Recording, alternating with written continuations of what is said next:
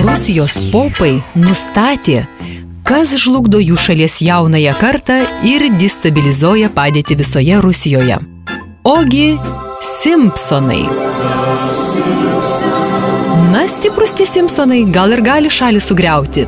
Beje, mes Lietuvoje irgi personažų iš filmukų ir pasakų aktyviai veikiančių turim. Įsiklausykit ir pabandykit atspėti, kas yra kas.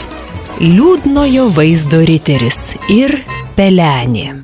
Riteris liūdnas, nes pelenę teko iš džipo persodinti atgal į moliūgą ir išsiųsti iš karaliaus rūmų namo į kaimą.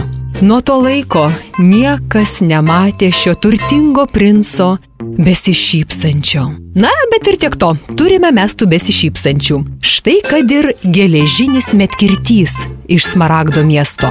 Jis visada laimingas ir visada besišypsantis. Ar reikia nukirsti tują, ar reikia pasodinti liepaičių.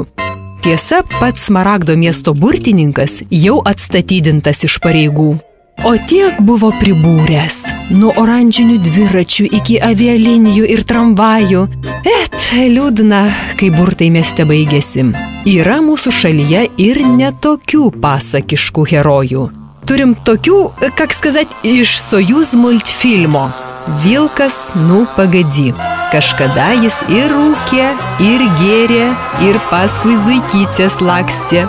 Agurčiukus konservuotus mėgo. Pato biški dvasiškai ir psichologiškai užsivibravo, prasivalė čakras ir dabar grįžta į areną romus ir tyras, kaip avelė. Nu, bet mes visi žinom, koks gyvūnas slepiasi avies kailyje. Nu, pagadi. Turim ir paršiuką čiuką.